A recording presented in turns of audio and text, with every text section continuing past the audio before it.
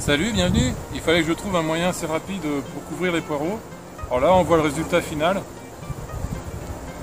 Parce que je me suis aperçu que les oiseaux, ils commençaient à trop retourner tout ce que j'avais mis en couverture de sol. Le problème, c'est quand les tiges de poireaux, elles touchent le sol, c'est là qu'elles se font attaquer par les limaces.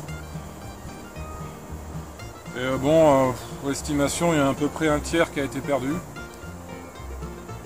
C'est surtout dans ces zones-là où il y en a le moins. Parce qu'on a trouvé un petit coin où il y avait de la fougère. Grâce à ça, j'ai pu faire ça en vitesse.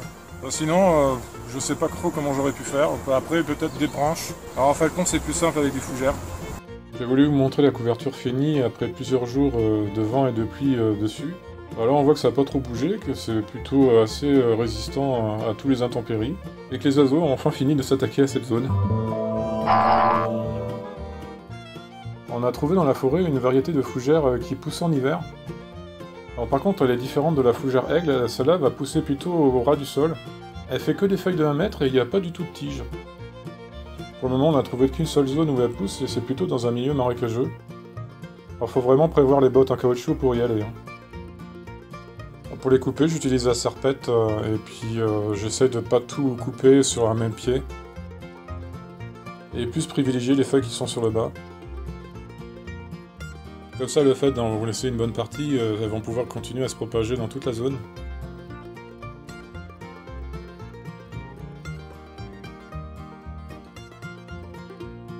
Alors pour mettre en position les fougères, je me suis un peu fait la main avec les premiers rangs où on voit mieux les poireaux. Juste à faire comme une petite saucisse et on les met entre les poireaux et puis après on remet les feuilles par-dessus.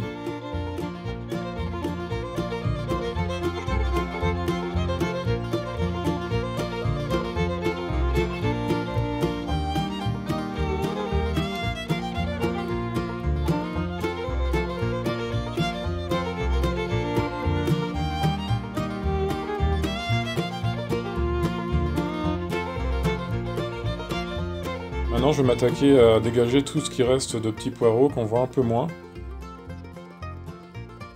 Il y en a certains qui sont encore sur la couverture du sol que j'avais mise. C'est essentiellement de la pelouse. Il y a un peu de feuilles avec parce que ça a été mélangé.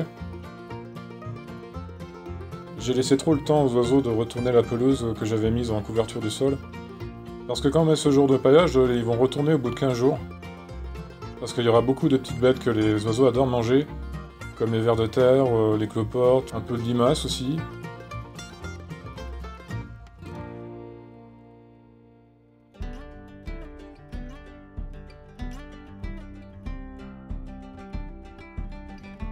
J'essaierai de voir après si on peut en planter ce genre de fougères dans notre jardin, parce que je sais qu'il y a certaines, comme les fougères aigles, qui aiment bien un sol assez acide. Alors moi ça m'arrange parce que j'ai toute une partie qui est plutôt acide.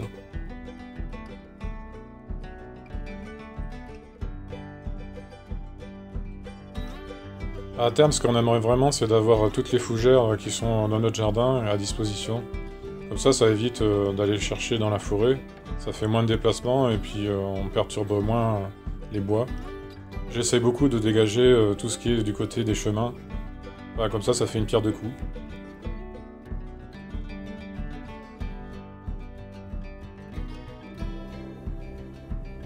Maintenant que c'est un endroit où les poireaux sont plus petits, quand je vais mettre les fougères, je vais juste le faire feuille par feuille, pour être un peu plus précis.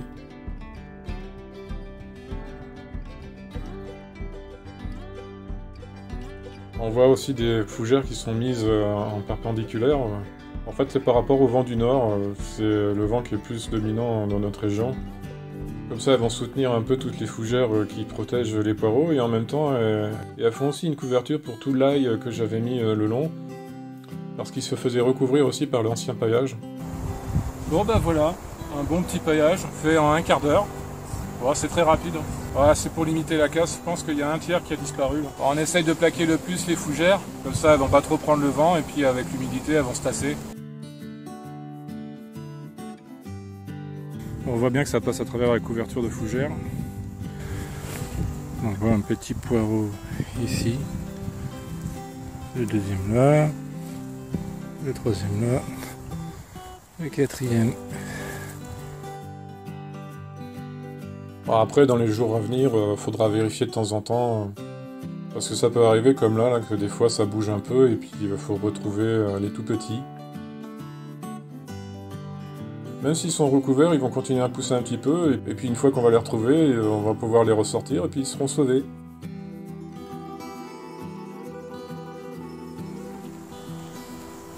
Voilà, c'est pour ça que j'ai voulu essayer de trouver vraiment une solution un peu en catastrophe, c'est pour ça que j'ai appelé ça opération Poireau. Parce que c'est dommage, il y en a quelques-uns qui sont assez beaux, ils vont grandir, il y en a d'autres qui sont là. Il y a encore des petits. On va essayer de sauver ça. Alors maintenant qu'il y a tout ça au niveau de la couverture du sol, ils vont plus pouvoir retourner comme ils faisaient avant avec leur bec. Ah, c'est fini la fête.